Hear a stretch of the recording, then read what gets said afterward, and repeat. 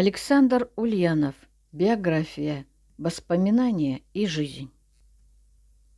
Наше недоумение естественно. Мы уже имели случай узнать редкостную правдивость Александра. Ложь хотя бы и по пустяковому поводу никогда не слетала с его уст. Нельзя допустить, чтобы в речи и на суде, а он понимал, что она последняя в его жизни, были сказаны неправдивые слова. И ради чего понадобилось бы относить начало своего революционного мышления, хоть и смутного, к временам ранней молодости. В характере Александра рядом с правдивостью жила редкостная скромность. Не забывали упомянуть буквально все, кто писал о нем воспоминания. Но нельзя заподозрить Чеботарева и Говорухина в том, что их первые впечатления об Ульянове-студенте неискренни. Более того, надо признать, в них отразилась известная доля правды. Поступив в университет, Ульянов действительно был некоторое время целиком поглощен наукой, и его однолюбо по характеру нетрудно понять. Наконец-то осуществилась давняя заветная мечта. Однако продолжим цитату из воспоминаний Говорухина, в которой было сказано, что Ульянов сторонился революционных организаций. Вот как объяснил это ему Александр. В революционные организации не вступаю потому, что я решил еще многих вопросов, касающихся лично меня. А что еще важнее, вопросов социальных, да и вряд ли скоро вступлю. Почему? Потому больно уж сложны социальные явления. Ведь если естественные науки, можно сказать, только теперь вступают в ту фазу своего развития, когда явления рассматриваются не только с качественной, но и с количественной стороны, только теперь становятся, стало быть, настоящими науками, то что же представляют собой социальные науки? Ясно, что не скоро можно решить социальные вопросы. Я предлагаю, конечно, научное решение, иное не имеет никакого смысла, а решить их необходимо общественному деятелю. Смешно было б того безнравственно профану медицины лечить болезни, еще более и смешно и безнравственно лечить социальные болезни, не понимая причины их. Еще и не предполагая быть лекарем социальных болезней, все еще оставаясь верным рыцарем науки, Александр стал втягиваться в изучение политических, исторических, экономических проблем. Вместе с Анной он слушал лекции Семеновского по истории русского крестьянства. А когда чтение этого курса было прекращено, и в университете, и в Бестужевке народник Семеновский для начальства оказался слишком левым. Оба они в числе избранных, как писала Анна Ильинична. Дослушивали лекции на квартире историка. По инициативе Александра в Симбирском землячестве, где он уже активно работал, возник кружок по изучению экономического положения крестьянства. Крестьянский вопрос, как в историческом плане, так и злободневном, все чаще и острее будоражит мысль Александра.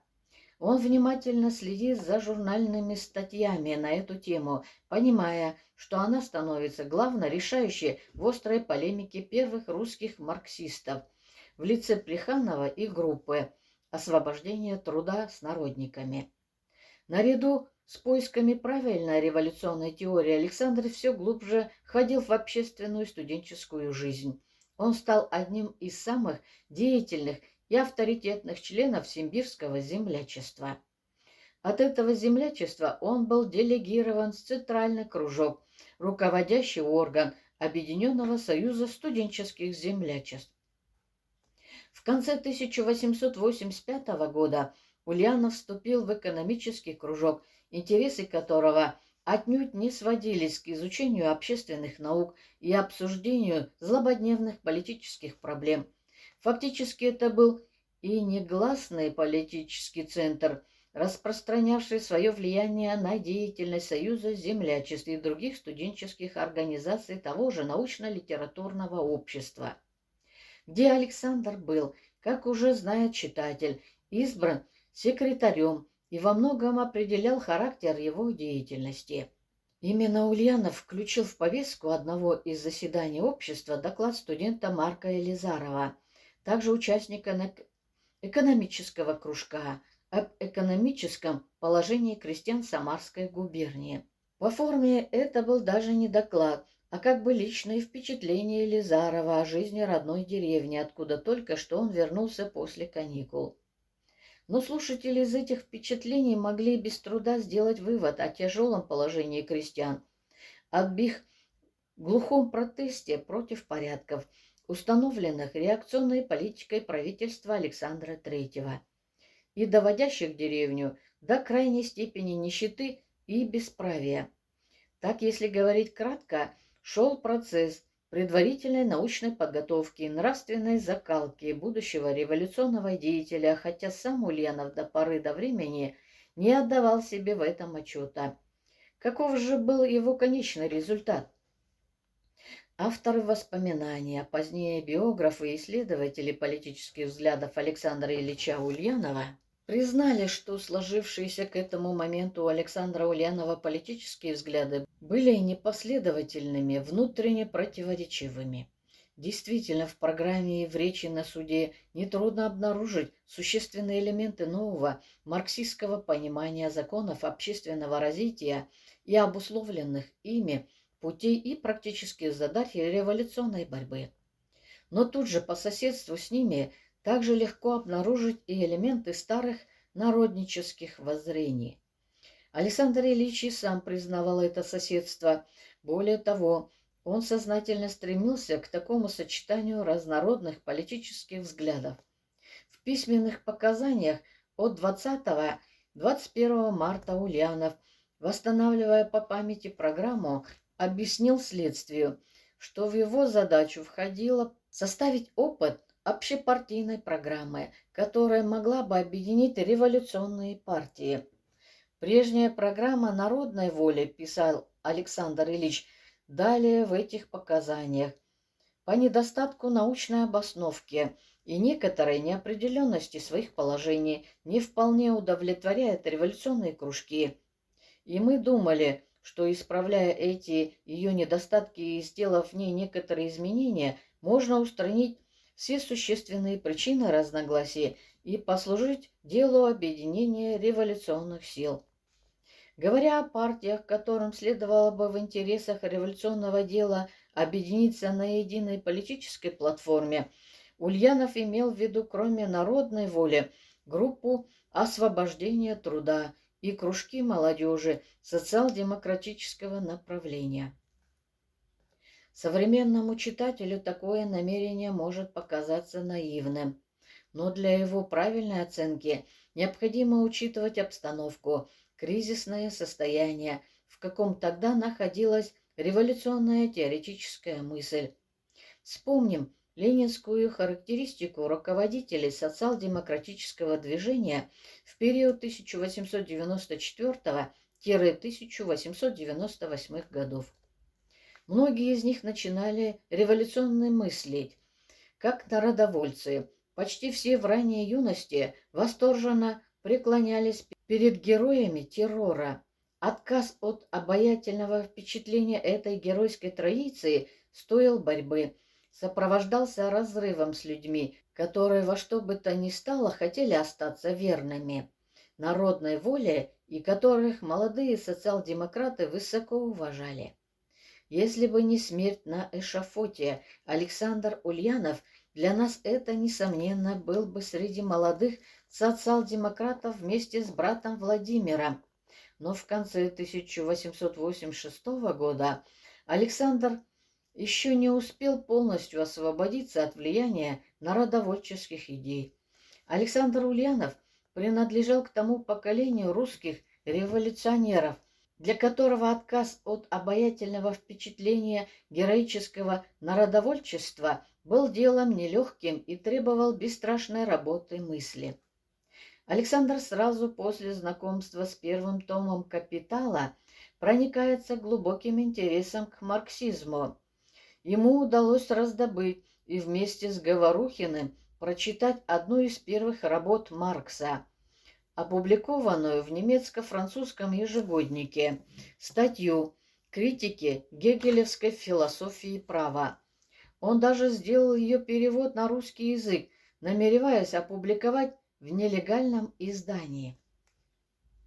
Помню до сих пор, писал Говорухин в 1927 году, как мы читали о еврейском вопросе и о философии права Гегеля. Александр Ильич с восторгом следил за блестящей диалектикой Маркса и бурно выражал свой восторг. Александр Ильич предполагал прочесть со мной все другие сочинения Маркса и Энгельса, какие только можно было достать в то время в Петербурге. И первым из них он намечал брошюру критики политической экономии.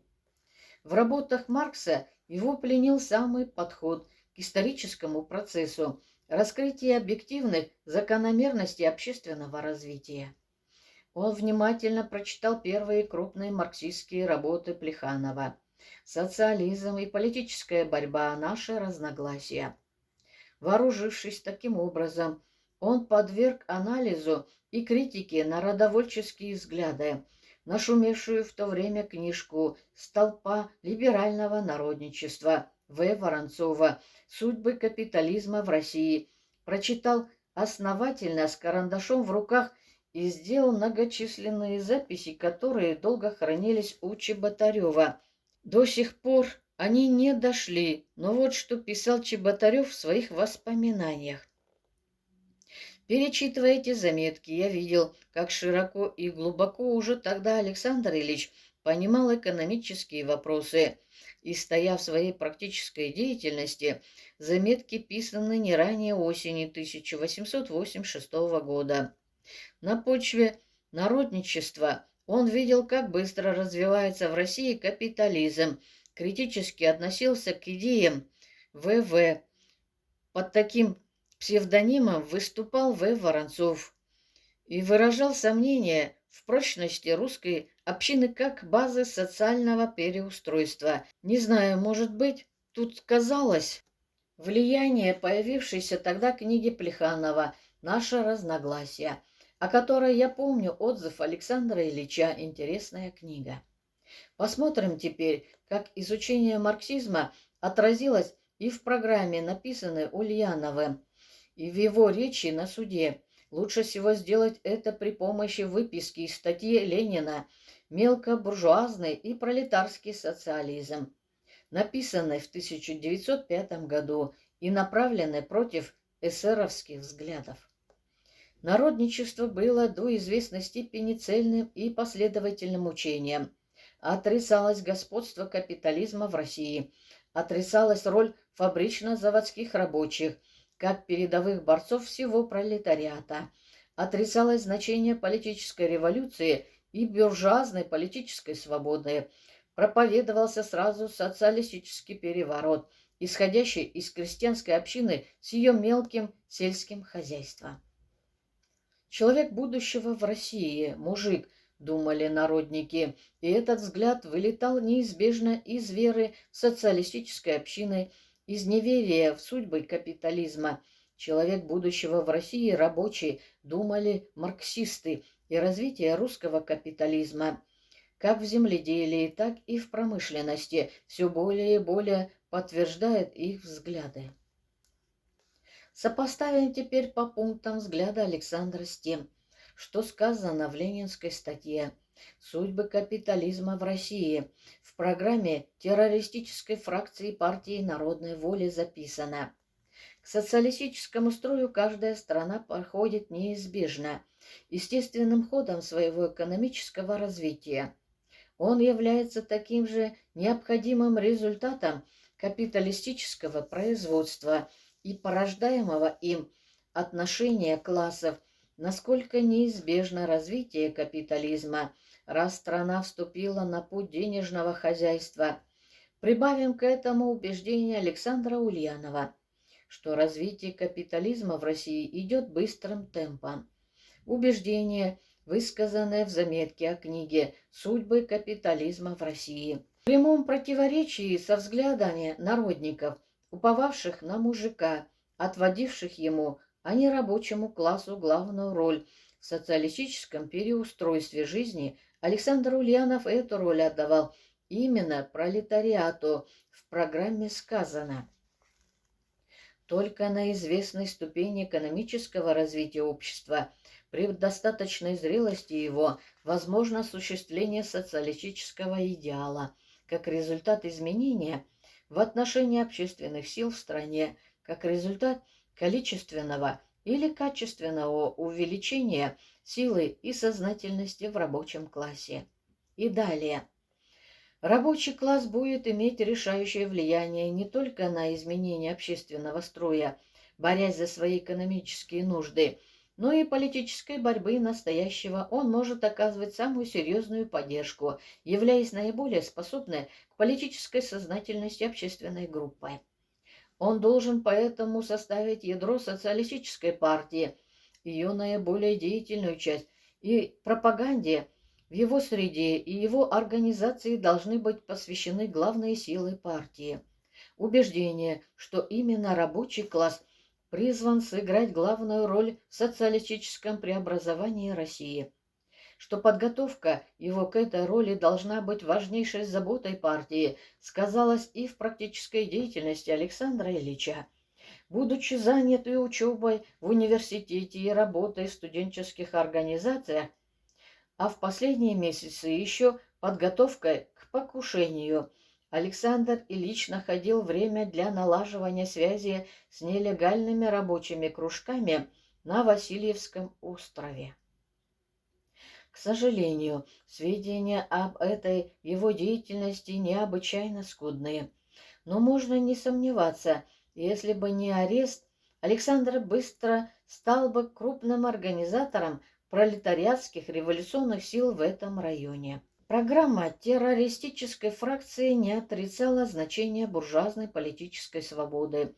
Без свободы слова, без участия народных представителей в управлении страной, говорилось в программе, невозможно достижение конечных целей социалистической партии. Поэтому борьба за свободные учреждения, хотя она и не является главной задачей для русского социализма, необходимо как неприемлемое условие перехода к социалистическим формам общественной жизни. Этой теме была посвящена и значительная часть речи на суде.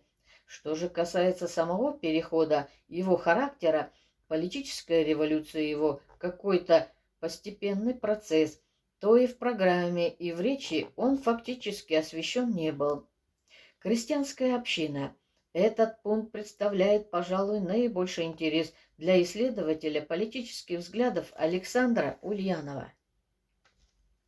Вряд ли можно оставить без внимания утверждение Чеботарева, что Александр Ильич выражал сомнение в прочности русской общины как базы социального переустройства.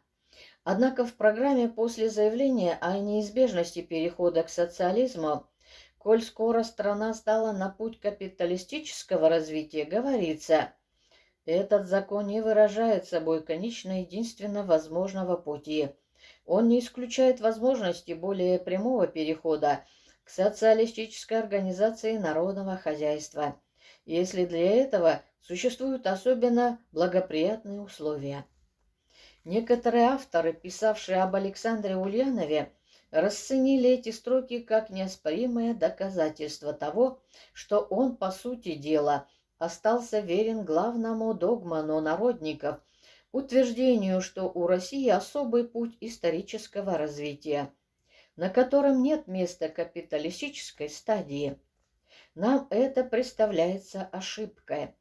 Не имея возможности подробно останавливаться на этом специальном вопросе, мы ограничимся ссылкой на Маркса и Энгельса, которые неоднократно в течение ряда лет обращались в статьях, письмах к судьбе русской крестьянской общине, к ее роли в процессе преобразования России.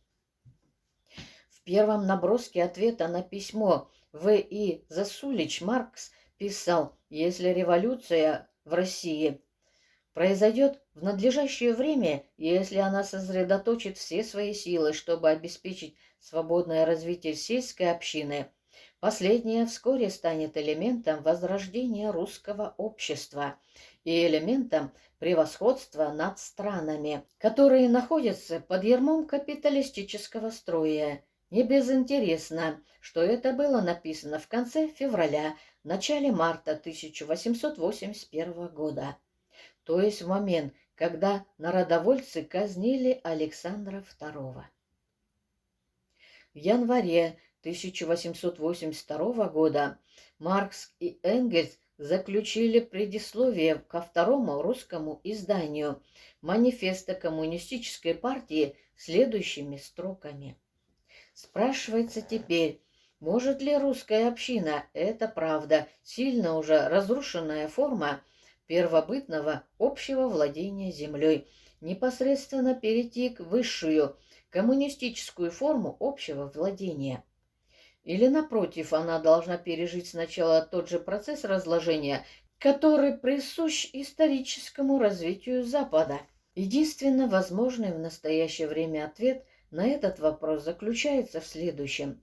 Если русская революция послужит сигналом пролетарской революции на Западе, так что обе они дополнят друг друга, то современная русская общинная собственность на землю может явиться исходным пунктом коммунистического развития. Таким образом, ничего специфически народнического, антимарксистского в мысли Александра Ульянова о возможности перехода России к социализму, минуя капиталистическую стадию, не было. Для народовольца, писал Ленин, понятие политической борьбы тождественно с понятием политического заговора. Эта характеристика целиком приложила группе Александра Ульянова. В самом деле она возникла как группа студентов, убежденных в том, что террор является единственным средством эффективной политической борьбы с царизмом, поскольку у интеллигенции была отнята возможность мирной борьбы за свои идеалы и закрыт доступ ко всякой форме оппозиционной деятельности. Она возникла как заговор единомышленников, поставивших перед собой определенную задачу казнить Александра III. И вся быстротечная деятельность группы, строго ограниченная такой задачей, свелась к изготовлению динамита, мелко нарубленных и отравленных стрихнином кусочков свинца, которые при взрыве бомбы должны были разлететься с убойной силой во все стороны, к усовершенствованию запалов, устройству механизма, исключающего преждевременный взрыв бомбы, и, само собой разумеется, к слежке за редкими выездами царя из Гатчинского дворца в столицу. Несомненно, террористическая борьба, заговорщическая деятельность находились в противоречии с мыслями Ульянова об исторической революционной роли пролетариата, о долге революционной интеллигенции, которая свои силы должна посвящать организации и воспитанию рабочего класса, его подготовке к предстоящей ему общественной роли. Однако, полагал Александр Ильич, при существующем политическом режиме в России почти невозможна никакая часть этой деятельности. Надо, следовательно, добиться изменения режима, полной свободы совести, слова, печати, сходок, ассоциаций и так далее. На какое же для этого есть средство, если не террор, беспощадный, систематический террор, который вынудит самодержавие пойти на все необходимые политические уступки? В сущности, это была та же народовольческая иллюзия. Но были еще и эмоции, о которых мы сказали раньше словами Сергея Никонова. Идея цареубийства в это время, так сказать, носилась в воздухе. До того сперлась политическая атмосфера, до того чувствовался гнет реакционной политики правительства Александра III, что очень многие задавали себе вопрос: неужели не найдется людей, которые взяли бы на себя устранить грубого деспота? Александр Ульянов принадлежал к числу людей, которые, задаваясь подобными вопросами, отвечает на них не только словом, но и делом. Став на дорогу террора, он совершил трагическую ошибку и расплатился жизнью. Но раньше, чем это произошло, ему пришлось возложить на алтарь революционной борьбы две тяжкие жертвы. Напомним читателю слова Брагинского. Идея служения народу была центральной идеей нравственного и политического миросозерцания Ульянова. Поэтому справедливо считал Брагинский, но и науку любил не как самоцель, а как могучее оружие служения народу, человечеству. Родственную, но гораздо более определенную мысль высказал известный русский востоковед, академик С. Ольденбург, учившийся в Петербургском университете одновременно с Александром Ульяновым. Он спрашивал себя, что побуждало последнего работать в студенческом научно-литературном обществе. Этот вопрос я оставил после его смерти не раз, писал Ольденбург в 1924 году. И удовлетворительный ответ получил только когда познакомился потом с его братом Владимиром Ильичем. Да, Александр Ильич был, как и брат, прежде всего человеком воли и действия. Эта сторона его характера определила для него ту террористическую деятельность, которая и привела его к смерти. Но наряду с этим в нем, как и в его брате, была заложена глубокая вера и любовь к науке, разрушая старую жизнь, которая рисовалась ему как сплошное рабство. Он понимал, что новую свободную революционную жизнь, для которой он не жалел жизни своей и чужих, можно создать, только опираясь на науку, с ее неуклонным свободным исканием. Оттого он с такой любовью ввел свои глубоко специальные лабораторные занятия по зоологии. Оттого он писал с таким увлечением специальную, столь казалось далекую от жизни, особенно от террористического акта, работу, за которую ему присудили потом золотую медаль. Несомненно, такую любовь, такое понимание науки Александру привел отец, человек отчетливо просветительских взглядов. Первые проблески интереса к науке обнаружились у Александра еще в раннем возрасте. Летняя жизнь в Кокушкино, деревенское приволье, казавшееся, по словам Анны Ильиничны, чем-то несравненно красочным и счастливым, пробудили у мальчика-горожанина естественное любопытство к окружающей природе. Вскоре оно обернулось любознательностью. Саша пристрастился собирать разного рода коллекции. А затем началось чтение книг о природе, об ученых, которые ее изучают. И, наконец, в духовный мир Александра и Анны ворвался кумир ранней юности – Писарев со своей страстной проповедью естественно-научных знаний, резкими прямолинейными взглядами на проблемы эстетики, суровым нравственным кодексом мыслящих реалистов. Брали мы Писарева, запрещенного в библиотеках, писала Анна Ильинична, у одного знакомого врача, имевшего более полное собрание его сочинений. Это было первое из запрещенных сочинений, прочитанное нами. Но главное было в том, что это чтение разогрело и без того сильное увлечение Александра естественными науками.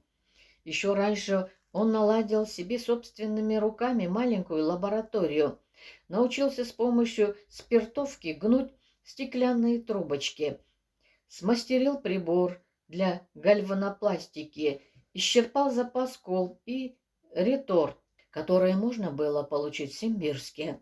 Стал выписывать все нужное для простейших химических опытов и сказания.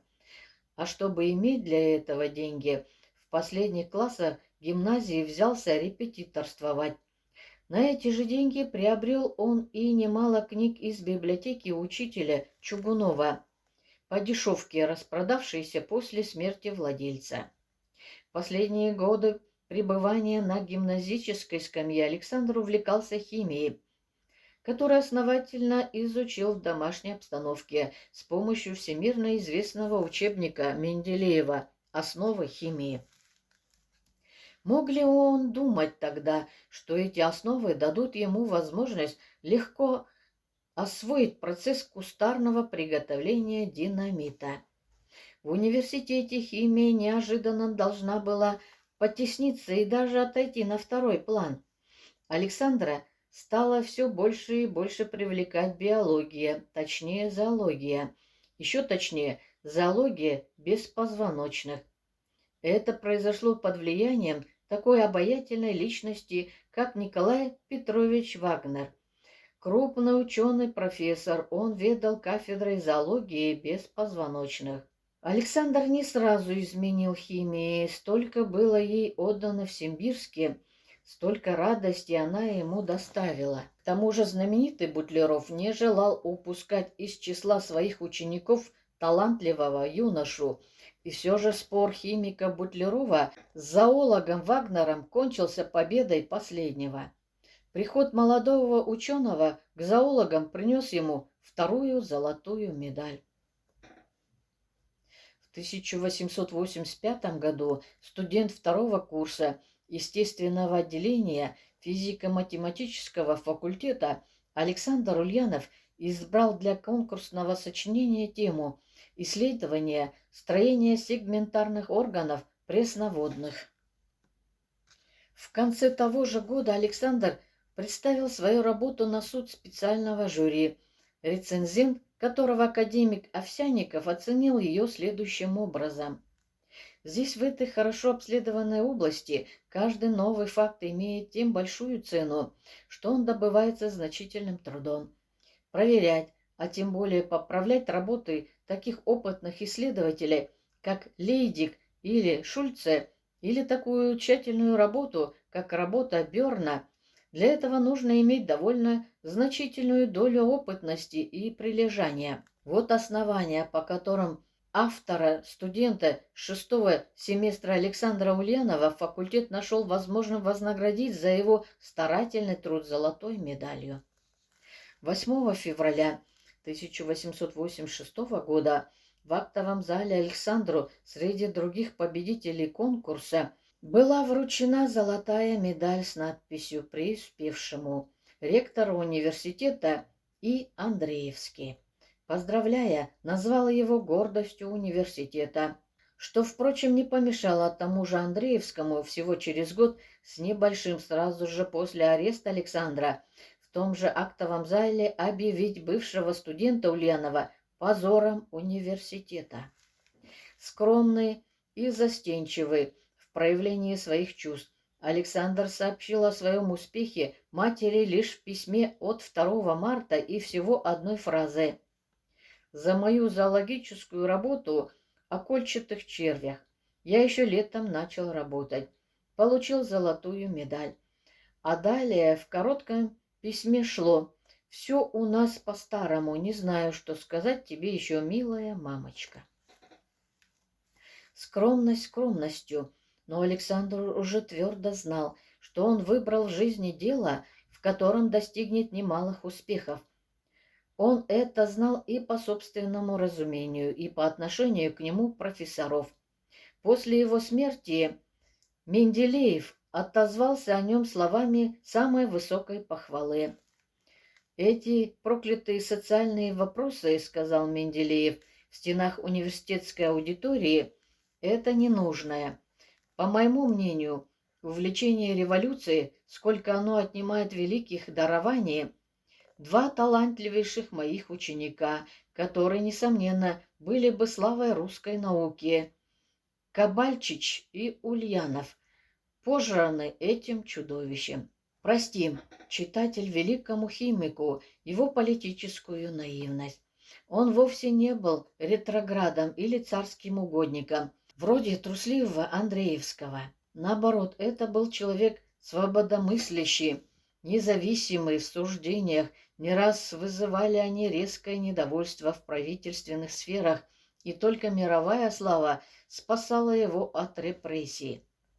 Может показаться парадоксом утверждение, что наука не только бурно протестовала против террора, но одновременно и толкала Александра на террористическую борьбу, Но ничего парадоксального тут нет. Разве не наука заставила Александра сказать Говорухину, что смешно и безнравственно лечить болезни, в том числе и социальные, не понимая причины их?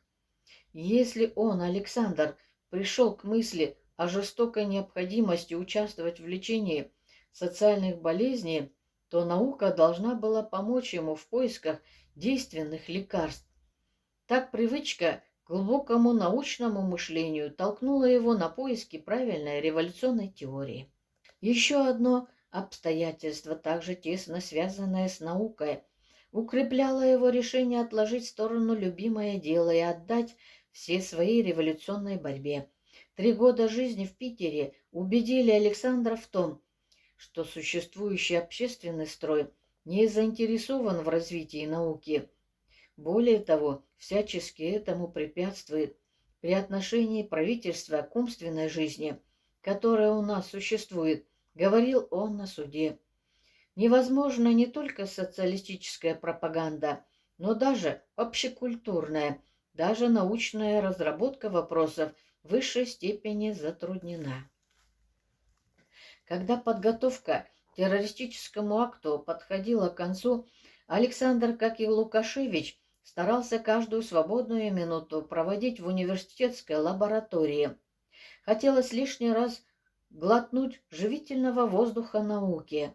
Это было мучительно сладостным прощанием с ней, и оно еще раз обмануло Анну. Около первых чисел февраля писала Анна Ильинична в книге о брате. Саша засел опять основательно в зоологический кабинет университета, где стал проводить все утро. Он начал новую самостоятельную работу по изучению органа зрения у какого-то вида червей. Нервная беготня последнего времени как будто прекратилась или, во всяком случае, приостановилась, и я почувствовала большое облегчение. А между тем дело быстро приближалось к трагической развязке. Александр Ульянов любил науку и ценил самостоятельное творчество. И все-таки не наука была для него, уже испытавшего радость первого крупного научного успеха, самым большим препятствием на пути к террору. Семья. Наука может и не заметить этой потери. Найдутся люди, которые, быть может, даже лучше сделают то, что он лелеял в своих планах. Непременно найдутся и не могут не найтись. Такова потребность науки. Примерно так, если помнить, о его скромности должен был думать так. Александр, навсегда прощаясь с наукой. Но кто заменит его в семье? Никто. Еще год-другой, и он стоял бы крепко на ногах. Владимиру для этого нужно не менее 6. И память об отце безжалостно корила его за новый выбор жизненной цели. Илья Николаевич, человек некрепкого здоровья, боялся, что ему вряд ли удастся дослужить до пенсии.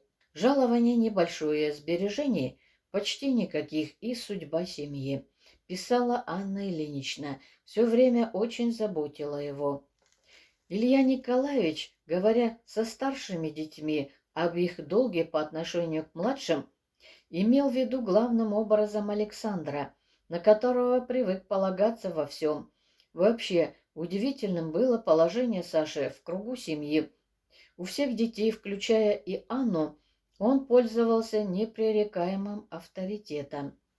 Володю даже вышучивали за то, что он на любой вопрос о своих желаниях много лет отвечал одними и теми же словами: «Я как Саша». Вот почему, задумываясь о старости, о преждевременной смерти, Илья Николаевич видел в Александре такую семейную опору, на которую можно спокойно положиться.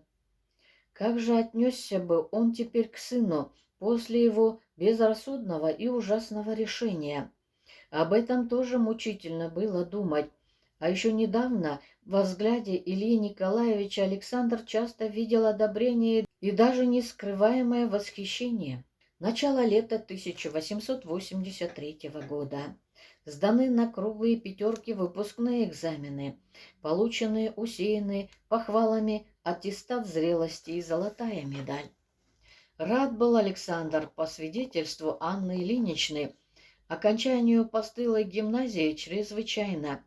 Предстояло выбрать университет. Родители думали о Казанском, где учился в свое время Илья Николаевич. Александр решительно заявил, что выбрал Петербургский.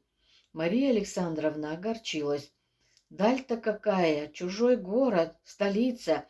Туда отпускать житейски неопытного юношу просто страшно. Илья Николаевич не смог спорить с доводами сына.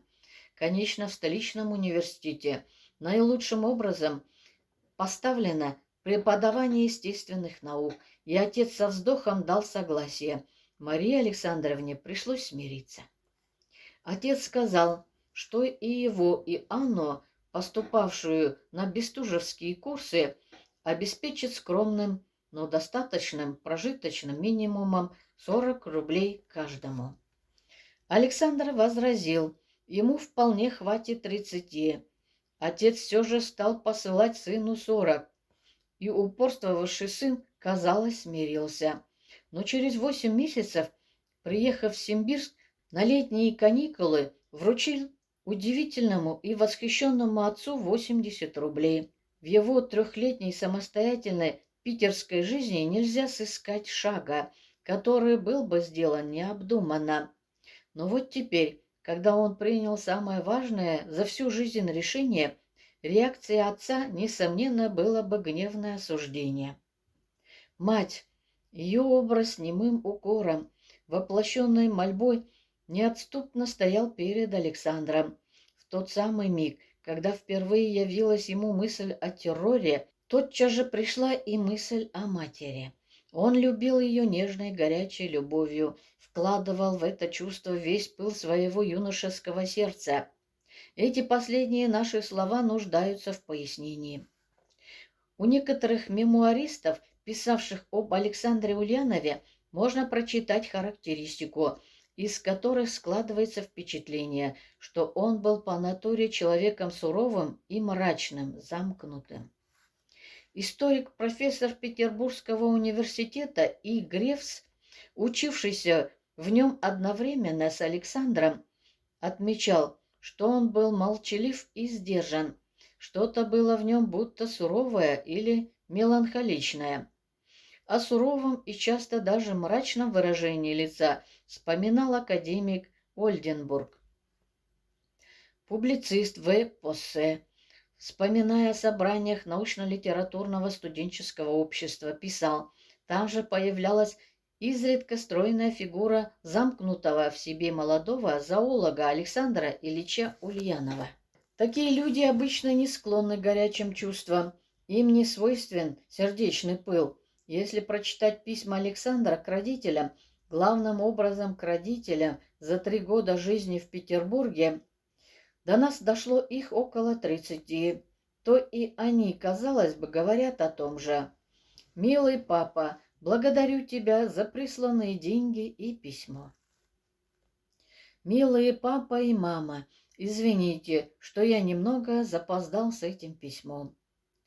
Мерси, милая мамочка, за все присланное с Анютой. Милые мама и папа, поздравляю вас и всех детей с праздника». После такого начала шли сухие слова о себе, вроде «я совершенно здоров и живу по-прежнему», или о каких-нибудь поручениях, нот, о которых просила меня Оля, я не мог купить, так как не нашел их нигде у букинистов. Посылаю папе брошюрку «Математические софизмы», которую он желал иметь. В письмах нет, кажется, слова, о котором прорвалась бы нежность, дело о себе, знать чувство разлуки с родным и любимым человеком. Нет этого даже в письме, где Александр склоняет перед матерью повинную голову. «Дорогая мамочка, ты меня упрекаешь, что я редко пишу тебе. Я действительно запоздал с последним письмом. Совсем забыл про него, и оно пролежало несколько дней в кармане пальто. Лекции у нас начались 15-го. Я записался только на обязательные». О замкнутости Александра упомянула однажды в своей книге и Анна Ильинична. Но, к слову, замкнутый как бы разъясняя его смысл, прибавила выдержанное. И это лишний раз дает нам возможность понять, насколько тонко она разбилась в характере брата. Замкнутый в себе человек, эгоцентрист. Для замкнутого всего человека окружающая его жизнь как бы не существует, и, следовательно, особого интереса не представляет. Александр, наоборот, был широко распахнут перед внешним миром. Проницательно подметил это Брагинский, сказав, что Ульянову пришлось жить в эпоху, окутанную густой мглой общественной и политической реакции. Однако его глубокая вдумчивость, его необыкновенная чуткость помогали ему улавливать сильно приглушенные этой мглою, но все же доходившие до него голоса жизни. Все, кто считал Александра замкнутым, именно этим объясняли его необычную молчаливость в обществе, его немногословность, даже когда вокруг бушевал студенческий спор. На самом же деле он помалкивал, потому что было интересно знать мнение других, желание и умение слушать собеседника, особенно когда он не согласен с тобой. Дар, нечасто встречающийся, Александр обладал им в полной мере. Нет, не замкнутым, а в высшей степени сдержанным в проявлении чувств и убеждением, выдержанным, как сказала Анна Ильинична, человеком был Александр Ульянов. Но для того, чтобы сквозь броню выдержки прорвался огонь его души, требовались какие-то исключительные обстоятельства. Анна Ильинична, со слов Марии Александровны, рассказывала, что брат плакал и обнимал ее колени, прося простить причиняемое ей горе. Александр был не только сдержан, но и стыдлив в проявлении своих чувств. Но этому эмоциональному порыву не помешала даже фигура судейского чиновника, присутствовавшего при свидании. В любви Александра к матери, кроме естественного, с младенческих дней возникающего чувства кровного родства, таилось явившееся уже в пору юности восхищение ею как личностью, равно таилась и благодарность за формирование его собственной личности. Илья Николаевич, часто находившийся в разъездах по губернии, загруженный многотрудными обязанностями директора народных училищ, не мог уделять много времени воспитанию детей. Эта семейная обязанность лежала главным образом на плечах Марии Александровны. Каждого она научила читать с малых лет, привила любовь к книге, заронила и развела любовь к музыке. Наконец, она разными способами, в том числе и собственным примером, укоренила в сознании детей моральные принципы. Особенно главный из них неукоснительно следовал велениями долга, и за это Александр был ей более всего признателен. Все в семье, в том числе и Владимир Ильич, писала сама младшая из Ульяновых Мария Ильинична, очень любили Александра Ильича и старалась равняться по нему. Нравственный облик его был очень высок. Характерно, что еще будучи мальчиком 11 лет, на вопрос старшей сестры, какие пороки самые худшие, он, не задумываясь, ответил: ложь и трусость. Сочинение на тему «Что требуется для того, чтобы быть полезным обществу и государству», гимназист Александр Ульянов начал следующими словами. Для полезной деятельности человека нужны: первое — честность, второе — любовь к труду, третье — твердость характера, четвертое — ум, пятое — знание. Далее шло развитие и логическое обоснование выставленных им тезисов. Поражает в этом сочинении 15-летнего юноши не только зрелая система нравственных принципов, но и стройность и ложение мысли, чеканность формы, в которую они заключены. Все предельно ясно, убедительно и кратко, ни одного лишнего слова. Александр был обязан матери еще и тем, что она привила ему, как и остальным детям, навыки к физическому труду. Эти трудовые навыки очень пригодились Александру в дальнейшей жизни. Сначала при оборудовании кухоньки-лаборатории. Потом в университете опыт, копившийся с детских лет, помог быстро освоить тонкое дело препарирования и микроскопического исследования кольчатых червей. Сослужит он службу и позже, когда Александр возьмется за изготовление динамита, а потом за работу еще более опасную — начинку оболочек бомб взрывчаткой, отравленными пулями и хитроумным запалом, работу, где малейшая невнимательность, неловкое движение рук грозили катастрофой. Так неожиданно и причудливым образом материнское воспитание окажет помощь делу, в котором сын найдет свою погибель и, может быть, погубит мать. О таком исходе Александр не мог не думать, и было отчего мутиться рассудку. Согласимся еще раз, с Анной Ильиничной более всего удерживала Александра от террора мысль о матери. Но тут же следует сказать, что его решение стать на путь революционной борьбы, сделаться участником террористического заговора, возникло не без влияния отца и особенно матери. И опять-таки в этом нет и следа парадоксальности. Как опять удивительную семью Ульяновых.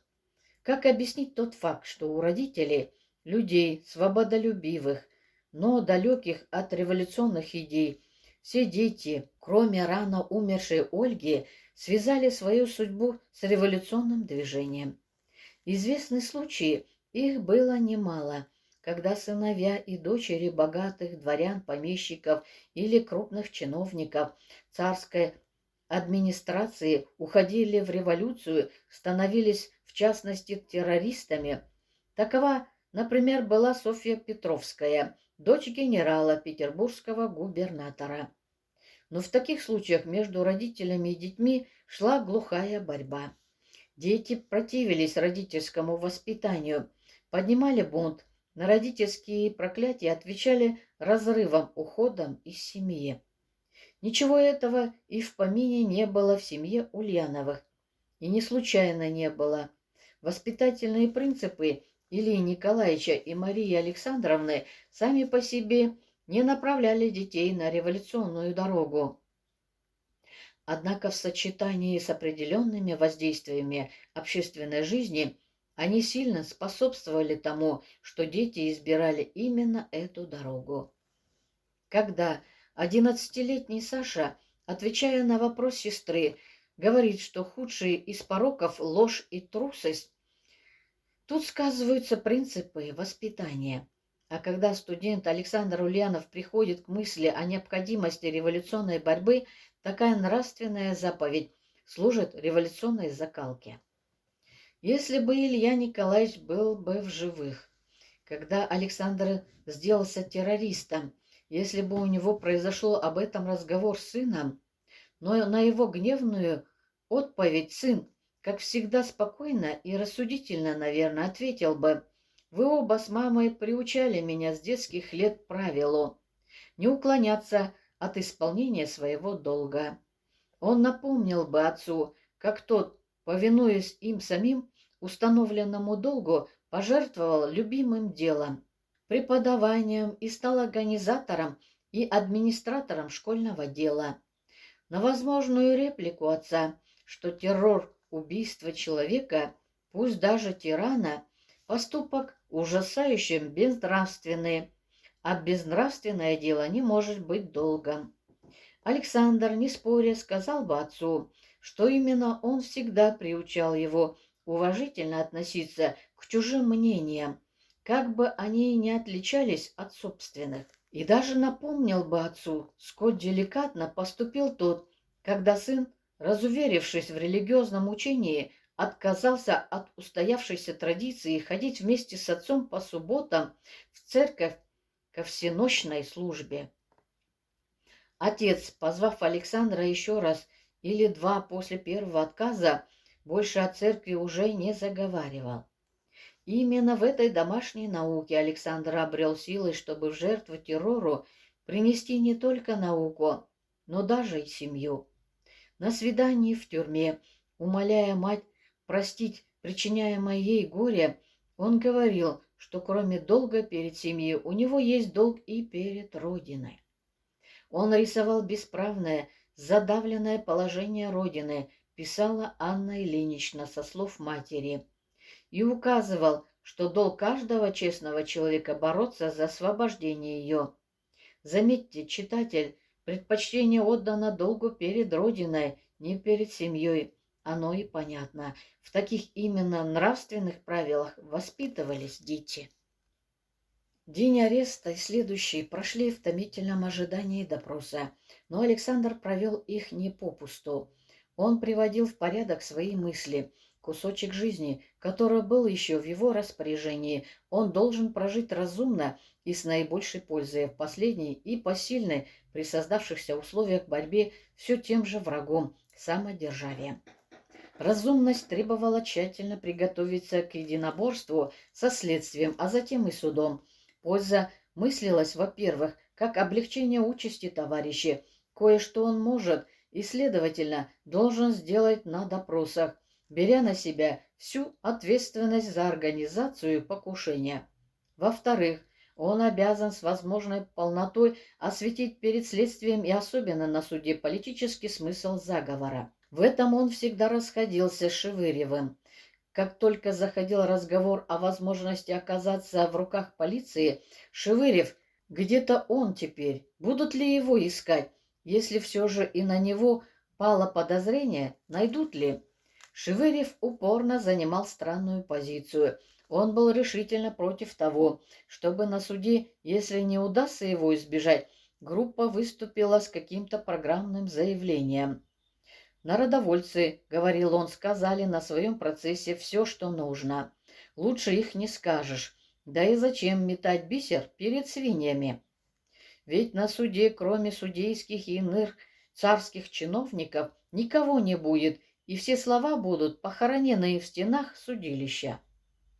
А на следствии надо отказаться от всего и вообще стараться выглядеть жалкой кучкой легкомысленных студентов, а не серьезным противником царского правительства».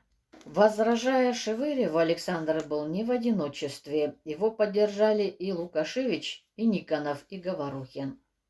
Обсуждалась и кандидатура, кто должен выступить на суде с программным заявлением от имени группы. Лукашевича сразу же признали непригодным для такой роли. Его польское происхождение могло дать правительству повод объявить заговор делом рук польских патриотов, их ответом на жестокие царские репрессии в Польше. Александр предложил поручить эту роль Никонову, считая, что он лучше всех остальных ее выполнит. Никонов долго отказывался, говорил, что после таких великолепных речей, как речь Мышкина, Желябова, Веры Фигнер, его выступление будет детским лепетом. Никонова все же убедили, где-то он теперь. Удалось ли следствию доказать его связь с тайными офицерскими кружками, которые были раскрыты в январе? Может быть, до сих пор мытарят на допросах или куда-то уже успели прочно и надолго упрятать? Как видно, теперь ему, Александру, выпадает задача выступить с программной речью. Свои ораторские способности он оценивал скромно. Но было и одно преимущество. Программу писал он. После длительного обсуждения в группе она как-то сразу сложилась у него в голове. И, выйдя в другую комнату, он написал ее в один присест, как быстро, что все потом удивлялись и единодушно одобрили. Она прочно отпечаталась в памяти, но все-таки будущую речь надо основательно обдумать. Кто же, однако, арестован? Все ли 6 человек, выходившие на Невский? Как они держатся? В метальщиках он не сомневался, а сигнальщики в их стойкости отнюдь не был уверен. И не ошибся, именно в результате их предательства в ночь на 3 марта в Петербурге был арестован Лукашевич. 7 марта в Ялте Шевырев и даже припутаны к делу ни в чем не повинные люди. 3 марта Александр был вызван на первый допрос. Допрашивал жандармский ротмистр с фамилией, точно специально подобранной к его служебным обязанностям, Лютов. Когда записали ответы на чисто формальные вопросы, имя, отчество, фамилия, возраст, семейное положение и так далее, Лютов предъявил Александру обвинение в покушении на жизнь священной особы Его Величества, государя императора Александра III, и прочел выдержки из показаний Канчера, в которых раскрывалась вся деятельность группы, а ему, Александру, отводилась руководящая роль. Откровенные, в высшей степени важные для следствия показания Канчера ошеломили Александра настолько, что он не сразу нашелся. После красноречивой паузы в протоколе допроса было записано: на предложенные мне вопросы о виновности моей в замысле на жизнь государя-императора я в настоящее время давать ответы не могу, потому что чувствую себя нездоровым и прошу отложить допрос до следующего дня. Лютов, вероятно, с ехидной улыбочкой не без расчета уважил просьбу и приказал увезти последственного в его одиночную камеру. Да, недавний студент Ульянов именовался теперь последственным Ульяновым. Скоро его переименуют в подсудимого Ульянова, а затем уже навечно назовут казненным преступником Ульяновым. Но, вернувшись в одиночку, Александр думал не об этом. Его борьба со следствием сильно упрощалась в том смысле, что отрицать наличие заговора было уже нелепо. Но она и усложнялась. Канчер, несомненно, отговорил и всех остальных арестованных. Можно не сомневаться, что так же поступил и Горкун, да и Волохов. В этих условиях было гораздо труднее защищать товарища. Оставалось одно — отказываться от каких-либо показаний на их счет вообще, а все, что раскрыто Канчером, не отрицать, но относить по возможности на свой собственный. Этой тактики он и придерживался в дальнейшем ходе следствия и на суде. 4 и 5 марта Александр подробно рассказывал следователю о своей деятельности в группе, о приготовлении им динамита, отдельных частей, метательных снарядов, пуль, жеребеек, изготовленных из кусочков листового свинца и начиненных стрихнином, о набивке снарядов взрывчаткой и так далее. Подробность, скрупулезность этих показаний может даже вызвать недоумение. Почему бы не ограничиться перечислением лишь главных действий в ходе подготовленных работ? А между тем это был тактический прием защиты товарищей, всячески вызывая огонь на себя. Александр старался отвлечь внимание следствия от них, в частности и прежде всего от Марии Александровны Ананиной, которая действительно была ни в чем не повинна. Вследствие она говорила дочери, что стремление Александра Ильича взять все на себя одного ощущалось даже тягостно другим. Еще более тягостно было Александру видеть на скамье подсудимых Ананину. Он с глубокой душевной болью думал о том, что только по его вине, по непростительной его небрежности, эта ни в чем не повинная женщина оказалась привлеченной к судебной ответственности. В том же винил себя, глядя на Михаила Васильевича Новорусского, сидевшего среди обвиняемых почти рядом с ним. А вина и в самом деле была. Когда потребовалась надежная квартира для приготовления последней порции динамита, Александр обратился к Новорусскому.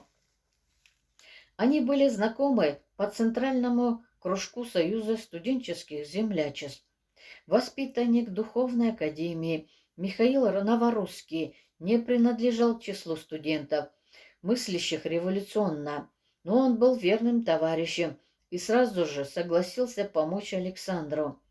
Он направил его к матери своей невесты, акушерке Ананиной, которая жила в окрестностях Петербурга, в Парголове, рекомендовав ей Александра репетитором ее сыну. Ульянов пробыл у Ананиной несколько дней, приготовил динамит и вернулся в Петербург. Но квартира Ананиной стала известной Канчеру. Он туда отвозил все, что требовалось Александру для работы. К тому же Уезжая от Ананина в Петербург, Александр Ильич оставил в ее квартире часть химической посуды и небольшую порцию нитроглицерина на случай, если приготовленного динамита не хватит. Так оба, Новорусский и Ананина, оказались в числе террористов, судимых особым присутствием правительствующего Сената. Естественно, и в период следствия, и на суде Александр старался отвести от них беду, но безрезультативно. Новорусский был приговорен к смертной казни, замененной пожизненным заключением в Шлиссенбургской крепости, а Нанина к 12-летним каторжным работам. Конечно, не в судебных инстанциях фактически решалась судьба участников заговора. Уже 1 марта министр внутренних дел граф Толстой письменно докладывал царю о задержании на Невском метальщиков и сигнальщиков, о том, что на предварительном допросе один из них, генералов, признался в намерении бросить найденный у него метательный снаряд под карету государя-императора, что прочие арестованные пока от каких-либо объяснений отказываются. Он предложил также напечатать сообщение о том в правительственном вестнике. Во избежание преувеличенных толков в городе значилось в угодливо-витиеватом обращении придворного по поводу ареста на Невском проспекте 3 студентов с метательными снарядами. Я полагал бы необходимым напечатать в правительственном вестнике краткое сообщение об обстоятельствах, сопровождавших их задержание, и на приведение сего предложения в исполнении долгом поставляю себе всеподданнейше и спрашивать высочайшее ваше императорского величество соизволение. Граф Дмитрий Толстой. Царь согласился с предложением всеподданнейшего министра. Он пошел гораздо дальше. Собственное его величество рукою на толстовском документе было начертано: «Совершенно одобряю и вообще желательно не придавать слишком большего значения этим арестам. По-моему, лучше было бы узнавать о них все, что только возможно, не предавать их суду и просто без всякого шума отправить в Шлиссенбургскую крепость. Это самое сильное и неприятное наказание». Что заставило Александра III в дальнейшем изменить свое монаршее мнение, мы не знаем. Возможно, роковую роль сыграла программа террористической группы, особенно заголовок, который декларировал ее кровное родство с народной волей. 22 марта, получив копию только что восстановленной Ульяновым по памяти программы, царь немедленно знакомится с нею. Не этим ли объясняется его желание разузнать через таких словоохотливых членов террористической группы, как Канчер, Гаркун, хоть что-то пока неузнанное и неизвестное о ненавистной и все еще страшной ему народной воле? Во всяком случае, когда Мария Александровна Ульянова обратилась к нему с письменным прошением, умоляя разрешить ей свидание с сыном, царь согласился и объяснил Толстому, что такие свидания министр должен использовать для того, чтобы через мать выудить у сына хоть намек, не стоял ли за спиной преступных студентов кто-то из невыловленных агентов народной воли. И Толстой попытался это осуществить, но, конечно, не успел. Свидания матери и сына были мучительны для обоих. Мария Александровна, глядя на сына, слыша его голос, не могла отделаться от мысли, что он уже на пороге смерти, и что это свидание, быть может, последнее. У Александра тоже разрывало сердце, ему чудился в глазах матери молчаливый укор. Суд начался 15 апреля. Дело разбиралось в особом присутствии Сената с участием сословных представителей. Судебный процесс шел в зале, где уже не раз громко звучали голоса революционных народников-террористов народной воли, революционных народников.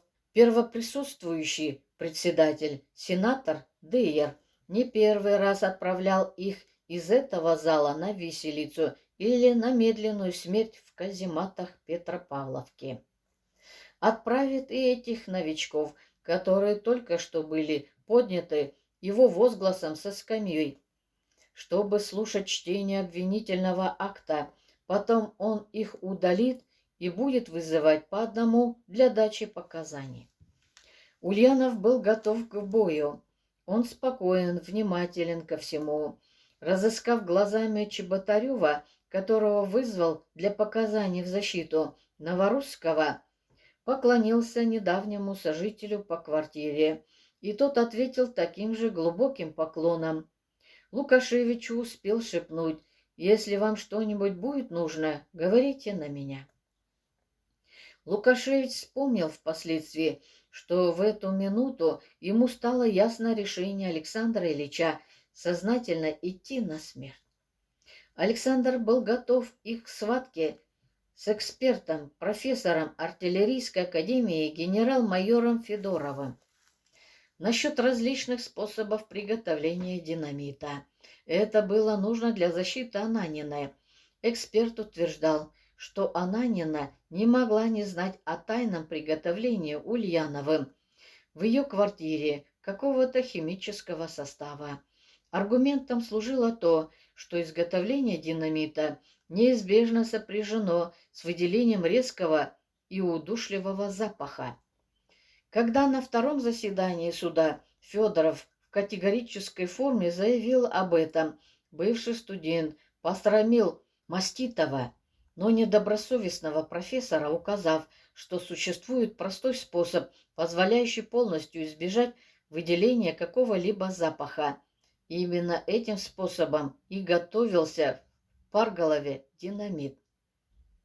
На несколько ходов вперед была обдуманная защита Новорусского. Недаром Саша Ульянов еще в гимназии славился как отменный шахматный игрок. Что же касается программной речи, то она на основе своей сложилась еще до суда в стенах одиночки. Свидание с товарищами после долгого перерыва подняло его дух. Они тоже были спокойны и решительны. Лишь Канчер, Горкун и Волохов трусливо жались друг к другу на краю массивной дубовой скамьи подсудимых, стоявшей во втором ряду. Ульянов отказался от защитников, решив выступить в прениях сторон сам, но не для собственной защиты, а для программного заявления. К сожалению, его речь была застенографирована очень плохо. Но те, кому удалось ее слушать, были поражены железной логикой и силой убеждения. Литератор В. Пассе, со слов сенатора Таганцева, писал впоследствии: «Он смотрел на судей как на врагов и пощады от них не ждал.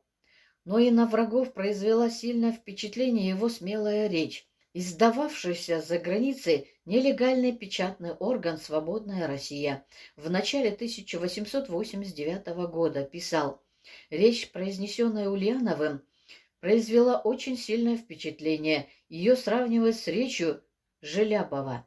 Мария Александровна, присутствовавшая на этом заседании суда, рассказывала своей старшей дочери: «Я удивилась, как хорошо говорил Саша.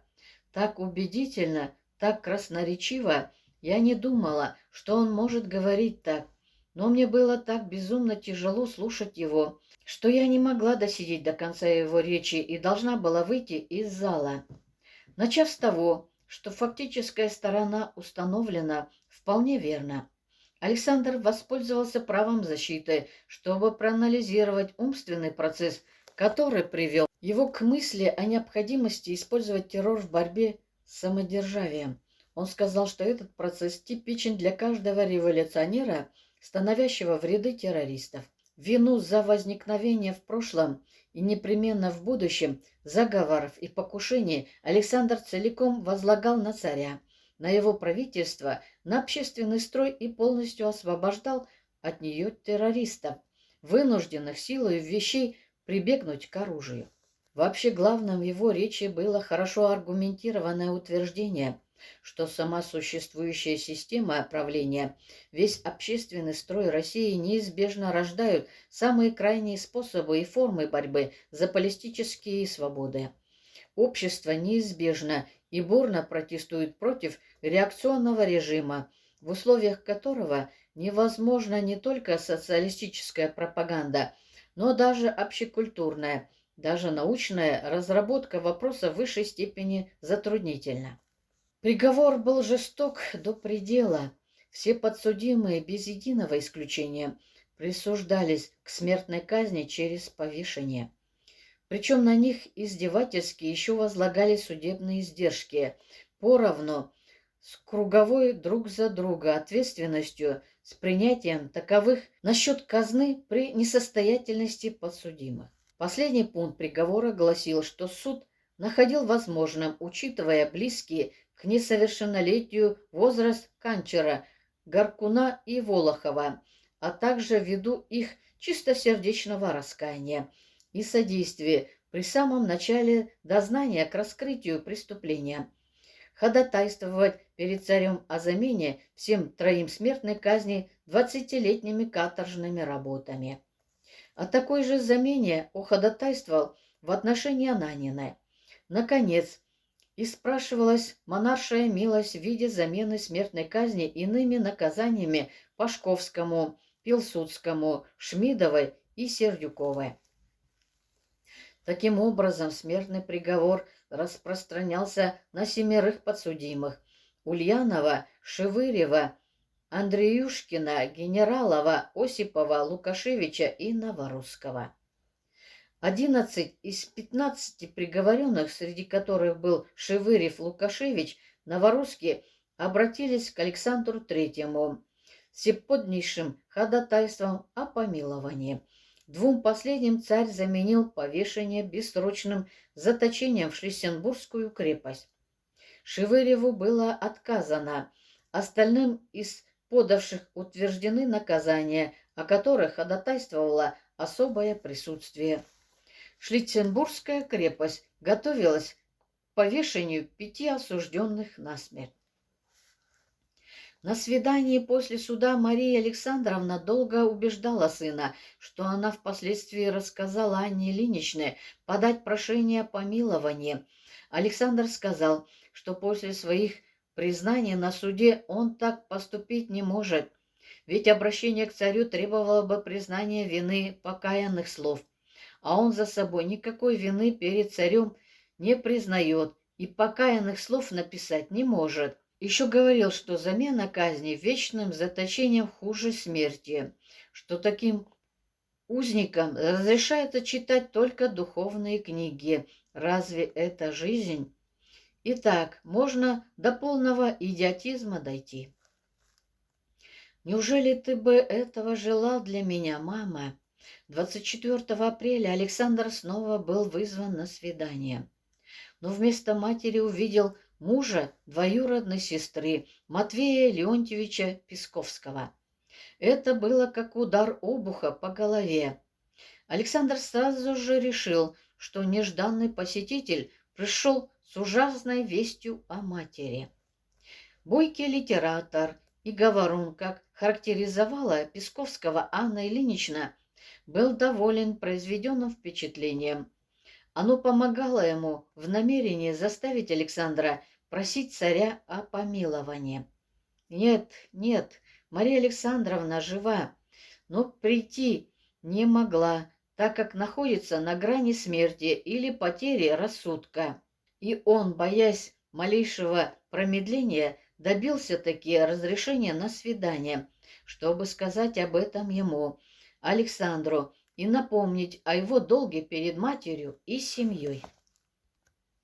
Долг, долг. Нет, он, Александр, уже простился с жизнью, и нет у него больше никаких долгов перед живыми.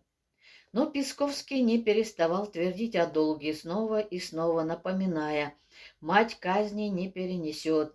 Да и что, если говорить на чистоту, удерживает Александра от того, чтобы обратиться к монарху, гордость, самолюбивая гордость, ничего больше.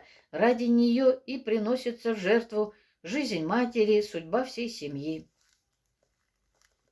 У Александра мутилось сознание, он как-то весь ослабел. Не выдержав этой нравственной пытки, сдался, обратился к царю со следующими строками. «Я вполне сознаю, что характер и свойства совершенного мною деяния и мое отношение к нему не дают мне ни права, ни нравственного основания обращаться к вашему величеству с просьбой о снисхождении в видах облегчения моей участи. Но у меня есть мать, здоровье которой сильно пошатнулось в последние дни. Исполнение надо мною смертного приговора подвергнет ее жизнь самой серьезной опасности во имя моей матери и малолетних братьев и сестер, которые, не имея отца, находят в ней свою единственную опору. Я решаюсь просить Ваше Величество о замене мне смертной казни каким-либо иным наказанием. Это снисхождение возвратит силы и здоровье своей матери и вернет ее семье, для которой ее жизнь так драгоценна, а меня избавит от мучительного сознания, что я буду причиной смерти моей матери и несчастья всей моей семьи. Александр Ульянов.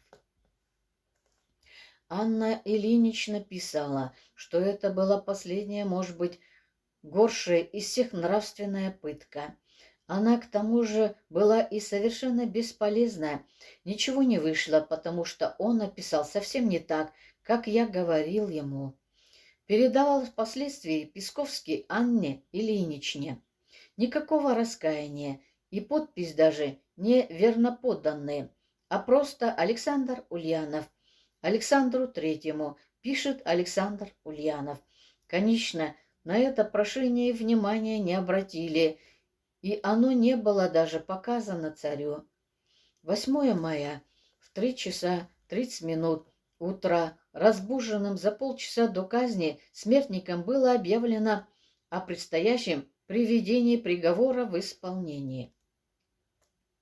Докладывая об этом царю со слов товарища прокурора Петербургского окружного суда Щегловитова, министр внутренних дел Т. Толстой писал, что все они сохранили полное спокойствие и отказались от принятия святых. На эшафот вошли бодро и спокойно. Казнили их в 2 приема, так как двор старого тюремного здания был велик и установить более 3 виселиц оказалось невозможным. Сначала вывели Генералова, Андреюшкина и Осипова. Когда их тела были сняты с виселиц, во двор вывели Ульянова и Шевырева. Все совершилось так тихо, что узники Шлиссенбурга, в том числе Новорусский и Лукашевич, спали спокойным сном. Лишь много времени спустя им стало известно о казни 5 товарищей. Надежда Константиновна Крупская писала: «Судьба брата имела, несомненно, глубокое влияние на Владимира Ильича. Большую роль при этом сыграло то, что Владимир Ильич к этому времени уже о многом самостоятельно думал, решал уже для себя вопрос о необходимости революционной борьбы. В удивительной семье Ульяновых формировался еще один революционер, великий пролетарский революционер, ставший всемирно известным под именем Ленин.